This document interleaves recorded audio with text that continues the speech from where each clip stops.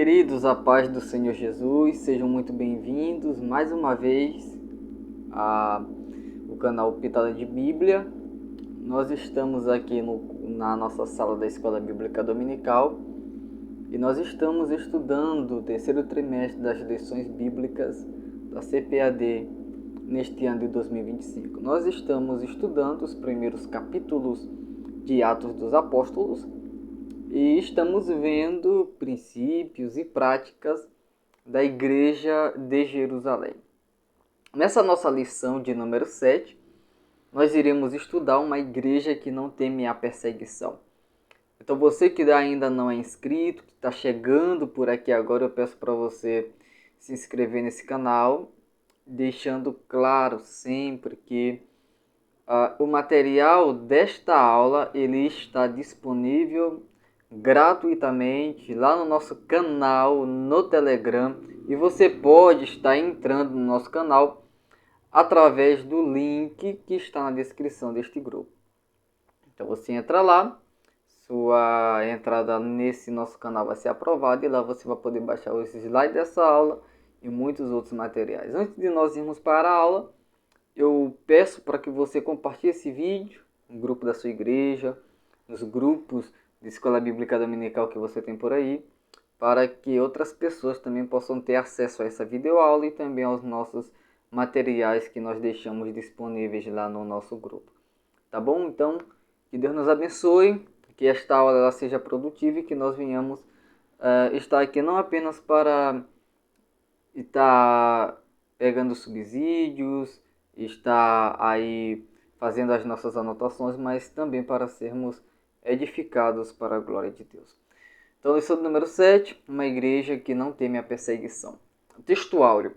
Porém, respondendo Pedro e os apóstolos, disseram: mais importa obedecer a Deus do que aos homens. Atos, capítulo 5, versículo de número 29. A verdade prática. Em relação à verdadeira igreja cristã, há duas verdades inegociáveis. Primeira verdade, a igreja será perseguida. Isso é uma verdade, isso é uma realidade que não tem como negar, e nós estaremos vendo isso nessa lição. Mas a segunda verdade, que também precisa estar sempre em nosso coração, é que Deus sempre protegerá a igreja. A igreja será perseguida, mas a igreja é protegida por Deus. E isso deve estar bem firme em nosso coração. Introdução da nossa aula. Desde o seu início, a igreja enfrenta oposição e perseguição. Então, são duas coisas diferentes, mas que a igreja sempre enfrentou. Oposição, pessoas que vão se opor à igreja, governos, leis, enfim. E perseguição. Perseguição que acaba até mesmo em morte, tá? Por isso, continuando aqui a leitura, por sua própria natureza, a fé cristã traz sobre si a rejeição e a perseguição. Isso porque a fé cristã, por defender princípios exclusivos, muitas vezes se choca com os valores seculares e mundanos. Foi assim no primeiro século e é assim ainda hoje. Contudo, nós devemos destacar que a igreja não está sozinha nem abandonada no mundo. Deus é o seu dono e, portanto, seu protetor. Vemos ao longo da história da igreja o Senhor agindo de diferentes formas para dar livramento e vitória a seu povo. Assim, nesta lição, nós veremos como Deus faz isso capacitando e empoderando o seu povo para viver no meio de um mundo hostil. Então a igreja ela está passando aí alguns anos na terra, está plantada na terra para uma missão. Essa missão começou lá no dia de Pentecostes até a volta do Senhor Jesus.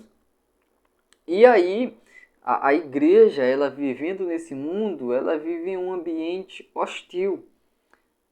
E por isso a igreja precisa de poder, por isso a igreja precisa da presença do Espírito Santo, e a igreja precisa estar sempre na dependência de Deus e ter sempre em seu coração a firme certeza de que Deus protege a igreja. Deus sempre protegeu a igreja E a história está aí para nos mostrar isso. Deus sempre protegeu o seu povo, Deus sempre cuidou do seu povo, Deus nunca desamparou o seu povo. Então, perseguições ainda virão sobre a igreja. Muitos lugares, agora, nesse momento que eu estou gravando esse vídeo, nesse momento em que você está assistindo esta pré-aula, muitas pessoas estão escondidas, muitos cristãos estão sofrendo. Nesse momento, muitos dos nossos irmãos estão sendo perseguidos, mas eles não estão desamparados. O Senhor está com eles. E falar nessa questão de perseguição da igreja e de a igreja estar sendo perseguida em vários lugares do mundo, eu convido você a orar pela igreja, a orar pelo povo de Deus, principalmente, especialmente, que você que é professor, que está aqui assistindo essa videoaula, você que é responsável pela Escola Bíblica Dominical na sua congregação, que você possa reunir as pessoas no fim da ministração desta lição de número 7, que você possa reunir os irmãos aí na sua congregação e levantar um clamor pelas igrejas que estão sendo perseguidas. Eu, com a graça de Deus, farei isso na congregação onde eu sou professor da Escola Bíblica Dominical. Juntarei os alunos e nós estaremos fazendo ali um clamor a Deus pelas igrejas que estão sendo perseguidos, nossos irmãos que estão sendo perseguidos. E eu peço aqui para que você faça o mesmo e nós juntos estejamos aí orando e intercedendo por esses nossos irmãos. Então, a igreja vive um ambiente hostil, mas a igreja, ela conta sempre com a ajuda do Senhor. No nosso primeiro ponto, nós estaremos vendo a igreja perseguida. E nosso primeiro subponto, vamos falar sobre os perseguidores da igreja nesse contexto de Atos dos Apóstolos, capítulo de número 5. A igreja perseguida, para a igreja ser perseguida, é preciso haver perseguidor. Então nós iremos ver motivações que levaram grupos e pessoas a perseguirem a igreja. 3 grupos principais se opuseram à igreja em Atos dos Apóstolos, capítulo de número 5. São 3 grupos que se levantam para se opor à obra de Deus. É interessante nós notarmos, é muito interessante isso, que em Atos 4, por exemplo, Atos 4, versículo 26, a Bíblia diz assim: levantaram-se os reis da terra e as autoridades ajuntaram-se a uma contra o Senhor e contra o seu ungido. Aqui fazendo uma citação do Salmo 2, versos 1 e 2. Versículo 27 diz assim: porque verdadeiramente se ajuntaram nesta cidade contra o teu santo servo Jesus, o qual ungiste, Herodes e Pôncio Pilatos, com gentios e gente de Israel. Então aqui já havia um grupo grande, um grupo influente de pessoas que estavam perseguindo Jesus, que estavam perseguindo a igreja, estavam perseguindo a fé cristã. Aqui eles dizem Herodes, Pôncio Pilatos, os gentios e gentes de Israel. Então havia gentios, havia judeus, tinha Herodes e tinha Pôncio Pilatos que estavam perseguindo a igreja. Aqui em Atos capítulo 5, isso se torna mais claro sobre o contexto específico aqui de perseguição. Então haviam 3 grupos que estavam perseguindo a igreja, aqui nesse contexto. E o primeiro deles eram os sacerdotes.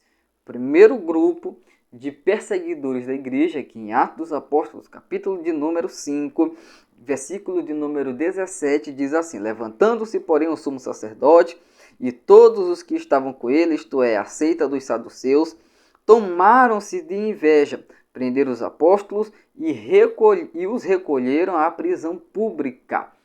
A prisão pública. Então, veja bem que os sacerdotes é o primeiro grupo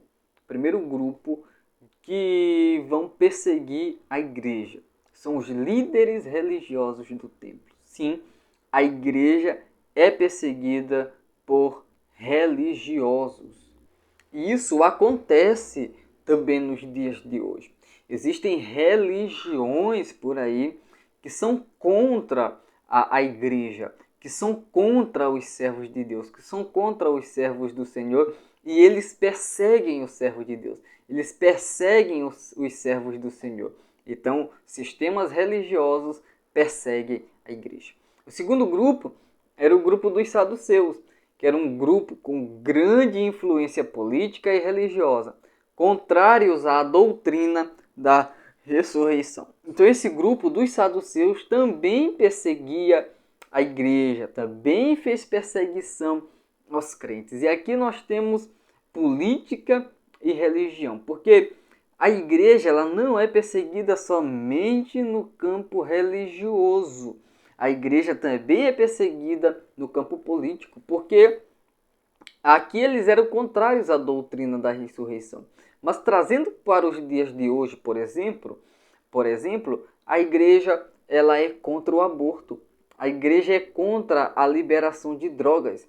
A igreja é contra a erotização de crianças e vários outros temas políticos, polêmicos, que estão sempre sendo debatidos e tudo mais. E a igreja, ela se levanta com a Bíblia no seu coração contra essas práticas, né? Então isso vai, logicamente, que toda vez que algo dessa natureza é aprovado, a igreja ela vai se levantar contra isso. A igreja vai continuar pregando contra isso, porque isso é princípio da igreja. E, logicamente, isso aí pode fazer com que a igreja seja perseguida. E o terceiro o grupo que perseguia a igreja era o capitão do templo, que representava ali a autoridade policial do templo e era o responsável por manter a ordem. Então, esses três grupos, eles perseguiam a igreja, se uniram e começaram a perseguir a igreja. Esses grupos, eles viam a igreja como uma ameaça ao seu poder e queriam impedir a pregação do Evangelho. Lembrando que esses mesmos grupos já haviam perseguido Jesus. E a igreja, ela é formada por discípulos de Jesus. Então, se eles perseguiram Jesus, se eles perseguiram o Mestre, logicamente que os seus discípulos também seriam perseguidos. Então, esses grupos, eles viam a igreja como uma ameaça ao seu poder, uma ameaça à sua autoridade política, à sua autoridade aí religiosa, e a igreja se levantava com a verdade, a igreja se levantava com a Bíblia, proclamando as verdades do Evangelho, e isso começou a ser uma ameaça para esse sistema falso, para esse sistema fraudulento.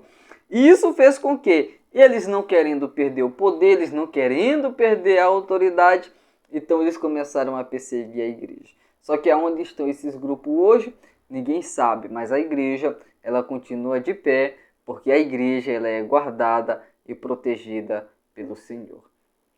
Indo aqui para o nosso segundo ponto, quais são as esferas da perseguição? A perseguição acontecia em duas frentes, em duas esferas principais. A primeira esfera que a perseguição acontecia era a esfera religiosa. Os líderes judeus, eles prenderam os apóstolos por inveja, foi o que nós lemos e eu faço questão de ler novamente. Lucas diz no versículo de número 17, levantando-se, porém, o sumo sacerdote e todos os que estavam com ele, isto é, a seita dos saduceus, tomaram-se de inveja. Então, a motivação verdadeira que desencadeou a perseguição religiosa por parte dos líderes judeus à igreja foi a inveja. O crescimento da igreja ameaçava o status do judaísmo tradicional. Isso abalou as estruturas do judaísmo tradicional, porque a igreja ela crescia, a igreja já ia para fora dos limites de Israel. Então a igreja começou a crescer muito e com, logicamente, o crescimento da igreja, também a autoridade sobre os apóstolos, elas aumentavam. As pessoas queriam estar ali. As pessoas iam para ouvir os apóstolos.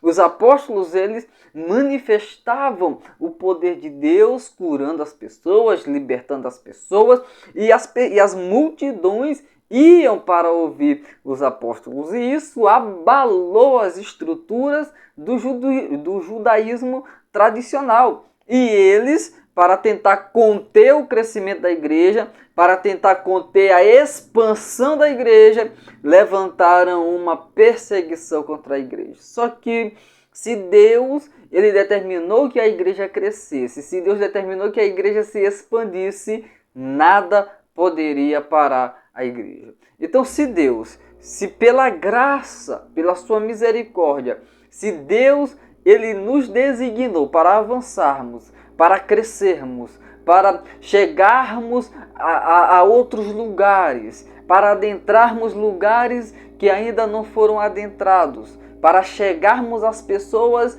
que ainda não foram chegadas à palavra de Jesus, e que a igreja crescesse, se expandisse. Pode se levantar quem se levantar, a igreja vai crescer, a igreja vai se expandir. Essa perseguição ela começa para tentar parar o crescimento da igreja. Só que esse crescimento da igreja não era feito pelo homem, não era um movimento humano. Esse crescimento da igreja, ele era produzido pelo próprio Deus. E como ele era produzido pelo próprio Deus, nenhum ser humano ou instituição humana poderia parar o avanço da igreja, poderia parar o crescimento da igreja do Senhor. A segunda esfera da perseguição era a esfera política. Herodes, buscando ganhar apoio dos judeus, matou Tiago e mandou prender o apóstolo Pedro. Então Herodes, ele começa ali essa perseguição política. A perseguição agora vinha do governo romano por interesses políticos. Então, a igreja ela não conseguia apoio no lado religioso, porque a instituição religiosa perseguia a igreja. Aí, se a igreja procurasse apoio na esfera política, a igreja também era perseguida. Então, essas eram as duas esferas de perseguição. A esfera religiosa, a perseguição foi promovida por inveja pelos líderes judeus, e a esfera política, que foi Herodes, que queria ganhar o apoio dos judeus, que já estavam perseguindo a igreja. Então ele mata Tiago, ele prende o apóstolo Pedro, líder ali da igreja, e querendo procurar agradar a multidão. Então é assim que aconteceu essa oposição, essa perseguição. Nosso terceiro subponto, a igreja enfrentará oposição. A igreja sempre enfrentará oposição. Agora é interessante nós vermos por que a igreja sempre será alvo de oposição.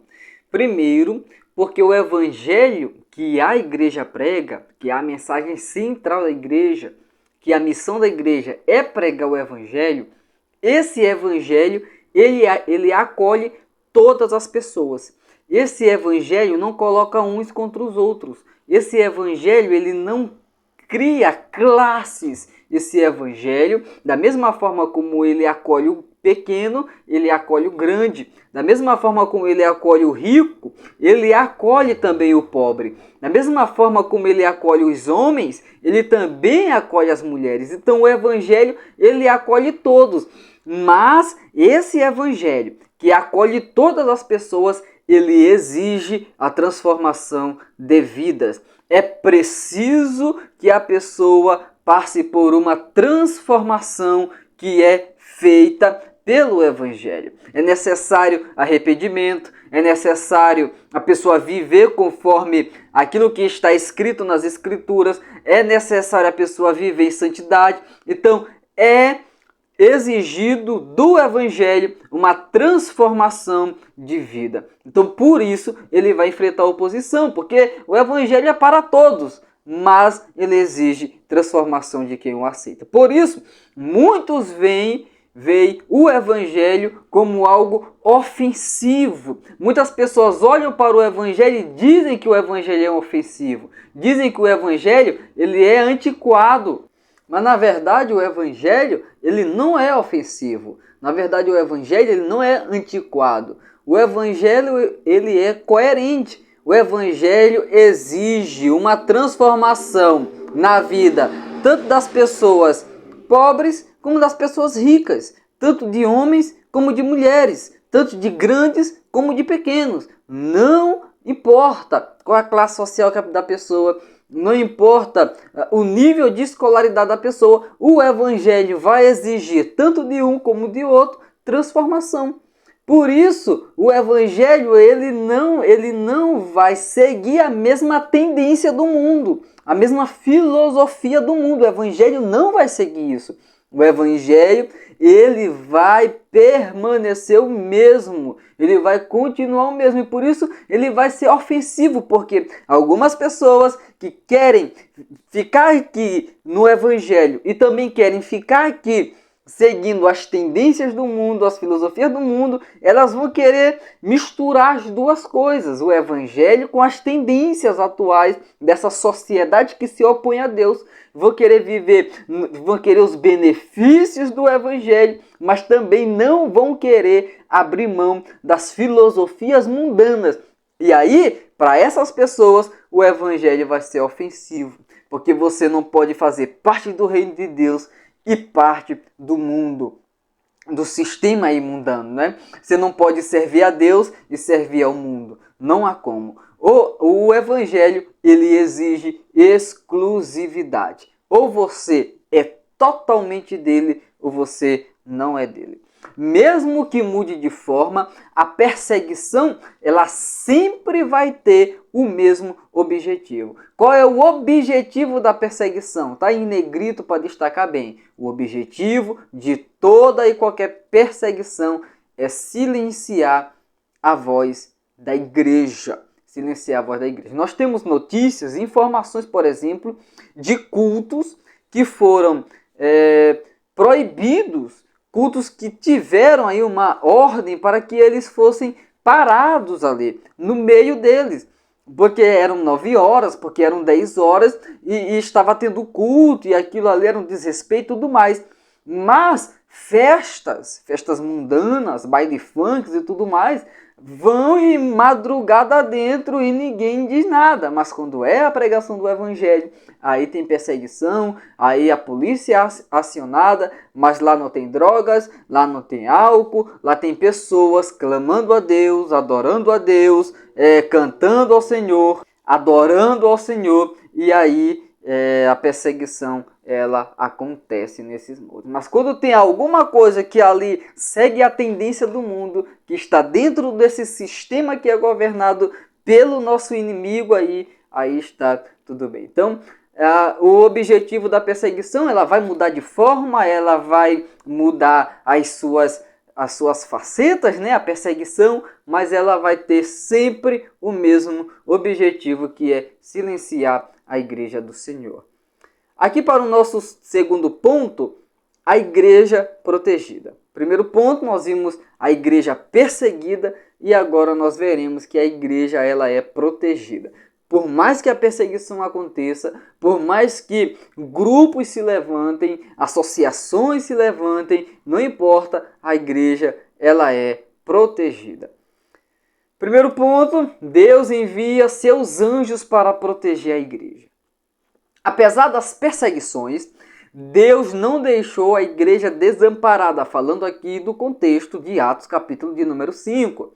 A Bíblia diz que anjos, versículo de número 19, mas de noite um anjo do Senhor abriu as portas do cárcere e conduzindo-os para fora lhes disse, ide e apresentando-vos no templo, dizei ao povo todas as palavras desta vida.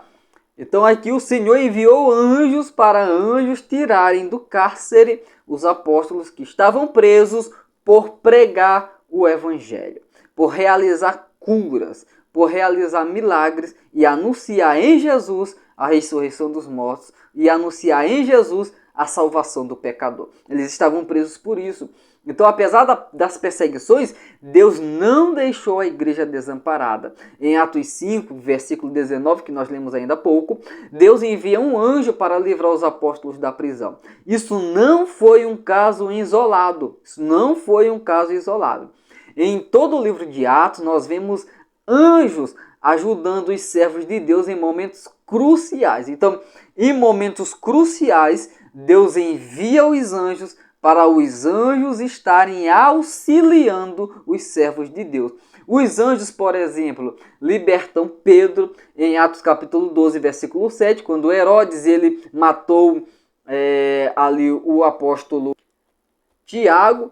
Ele mata o apóstolo Tiago, prendeu o apóstolo Pedro para apresentar ao povo e matar também Pedro. Essa era a intenção de Herodes, mas aí o anjo livrou o apóstolo Pedro da prisão. Os anjos também guiaram Filipe, visitaram Cornélio, animaram Paulo em alto mar, e a Bíblia vai afirmar que os anjos servem àqueles que hão de herdar a salvação. Os anjos, eles não são apresentados na Bíblia como seres que devem ser adorados. Eles são apresentados na palavra de Deus como mensageiros, inclusive a palavra anjo, né, significa aí mensageiro, e eles sempre aparecem auxiliando os servos de Deus, auxiliando no Novo Testamento a igreja do Senhor. Em Atos dos Apóstolos nós podemos ver aí uma grande atuação de anjos nesse sentido. Então Deus envia anjos para proteger a igreja. Deus envia anjos para guardar a igreja. Isso acontece também nos nossos dias. Nos dias de hoje, Deus também usa não só anjos, mas como vários instrumentos que o Senhor tem à sua disposição para Ele proteger a sua igreja, para Ele guardar a sua igreja, o seu povo. Nosso segundo subponto, a oração da igreja tem poder. A libertação de Pedro também mostra o papel da oração. Agora nós já estamos aqui em Atos dos Apóstolos, capítulo de número 12. Quando a Bíblia diz que Pedro estava preso e a igreja, sabendo disso, se reuniu para fazer contínua oração por ele. A igreja estava reunida, orando continuamente pelo apóstolo Pedro. Mesmo com Deus sendo soberano, a intercessão do povo teve grande importância. O martírio de Tiago pode ter despertado ainda mais fervor na igreja. E a igreja então se reúne e a igreja vai orar por Pedro, interceder por Pedro com intensidade, e Deus vai responder à oração da igreja enviando um anjo lá onde Pedro estava preso. E Pedro, quando ele sai da prisão, ele vai até onde a igreja estava reunida ainda, porque a igreja não sabia que Pedro já tinha sido solto, né? E Pedro encontra a igreja e a igreja estava orando pela sua vida. Então a oração da igreja tem poder, principalmente quando essa oração, nós já estudamos isso em aulas anteriores, ela é feita em unidade, ela é feita com um propósito em comum, propósito específico, quando todos os crentes eles estão empenhados naquele propósito e estão intercedendo por aquilo. Então essa oração ela é muito poderosa, ok? Que o Senhor nos ajude a nós aprendermos com essa igreja a interceder, com essa igreja nós possamos aprender o papel da oração, o valor da oração. Nosso terceiro subponto, a oração transforma realidade. Em Atos dos Apóstolos, a Bíblia mostra vários exemplos do poder da oração. Por exemplo, o texto está em tela, né?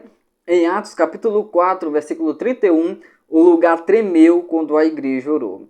Em Atos capítulo 9, versículo 11 e 12, Paulo tem uma visão enquanto ora. Em Atos capítulo 10, versículo 3, um anjo aparece a Cornélio durante a sua oração.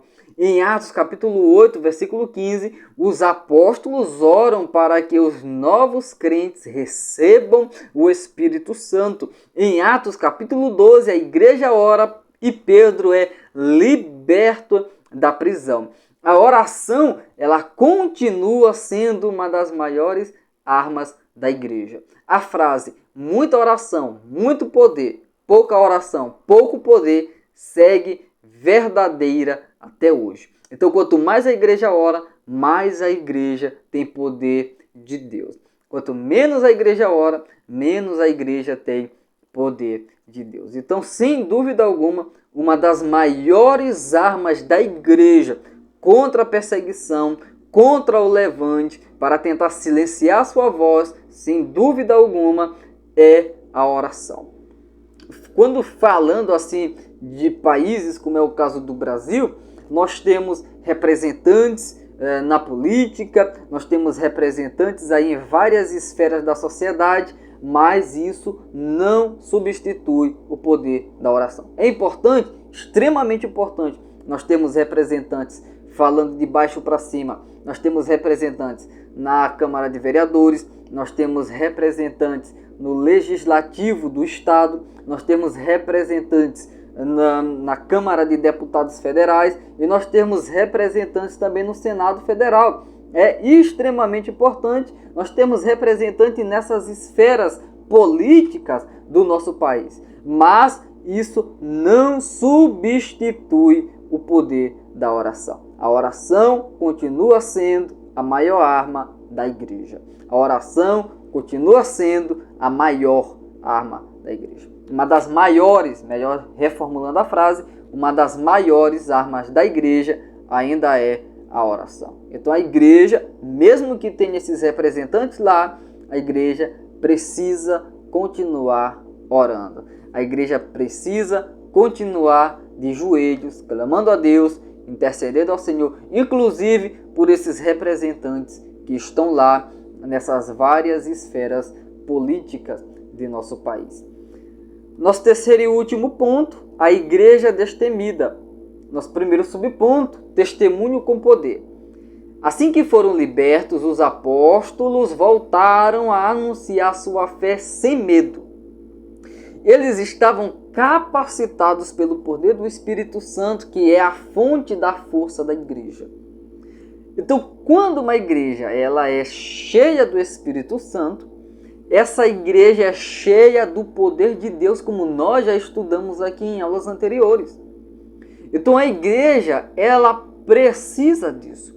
A igreja precisa manter uma comunhão constante com o Espírito Santo, uma intimidade constante com o Espírito Santo, porque dessa forma a igreja ela vai ser capacitada pelo poder do Espírito Santo. Mesmo quando o nome do Espírito Santo não é citado, ele está presente e atuante em todo o livro de Atos. Por isso que o livro de Atos também pode ser chamado de Atos do Espírito Santo, através dos apóstolos. Pode ser, o nome do livro é Atos dos Apóstolos, mas também pode ser chamado de Atos do Espírito Santo ou Atos do Espírito Santo através dos apóstolos. Então, mesmo quando o nome do Espírito Santo não é citado no texto do livro de Atos dos Apóstolos, no capítulo, a sua atuação ela é evidente. Sem o Espírito Santo, a igreja perde seu testemunho. Sem o Espírito Santo, a igreja se torna inoperante. Sem o Espírito Santo, a igreja perde a sua fonte de força para continuar de pé, mesmo em meio às perseguições. Segundo subponto, convictos de sua fé. Pedro, com muita ousadia, declarou que é melhor obedecer a Deus do que os homens. A igreja primitiva não negociava sua fé, mesmo que isso custasse caro. A igreja não negociava sua fé, a igreja não negociava a doutrina, a igreja não negociava os seus princípios, aquilo que acreditavam, mesmo que isso implicasse na morte deles, mesmo que eles fossem presos, mesmo que eles morressem, mas eles não negavam a fé, eles não negociavam a sua fé. Por isso, Pedro, ele com muita ousadia, ele declara, é melhor obedecer a Deus do que os homens. Nós vamos obedecer primeiro a Deus, para depois nós obedecermos os homens. Essa passagem também é usada para justificar a desobediência civil da igreja quando o Estado age contra os princípios cristãos. Veja bem, é interessante dizer que a igreja respeita as autoridades civis. Até porque a Bíblia Sagrada nos mostra que não há autoridade que não venha da parte de Deus. Então, se alguma pessoa está ali ocupando alguma questão de autoridade, é por permissão de Deus. Deus permitiu que essa pessoa estivesse ali. Pois bem, mas às vezes essas pessoas que estão nesses cargos civis, autoridades, altas autoridades civis, eles acabam, hora ou outra, fazendo alguma coisa que vai contra os princípios cristãos, que vai contra os princípios bíblicos. E a igreja, nesses momentos específicos, a igreja desobedece às autoridades civis. Então nós notamos que essa desobediência ela não é rebeldia, mas uma defesa consciente da essência da fé, que não pode ser comprometida. Conclusão da nossa aula de hoje. Vimos como uma igreja capacitada pelo Espírito Santo enfrenta perseguições. O cristão, portanto, não deve se assustar com ela. No contexto do cristianismo bíblico, essa é a regra, não a exceção. Ninguém gosta de ser perseguido, contudo, as Escrituras nos previnem a respeito da realidade da perseguição na jornada cristã. Isso não significa que o sofrimento deve ser um alvo a ser alcançado pela igreja, porque nós sabemos que a perseguição faz parte da caminhada cristã. Aí algumas pessoas elas romantizam a perseguição, buscam a perseguição, buscam o sofrimento, mas não, isso não deve ser um alvo da igreja. A igreja deve pregar o evangelho, ok? Mas nós devemos estar conscientes de que não podemos evitar a perseguição. Portanto, o nosso foco deve estar em Deus, pois Ele é quem pode nos guardar e capacitar em meio ao sofrimento. Que o Senhor nos abençoe, meus irmãos. Até a próxima aula, permitindo o nosso Deus.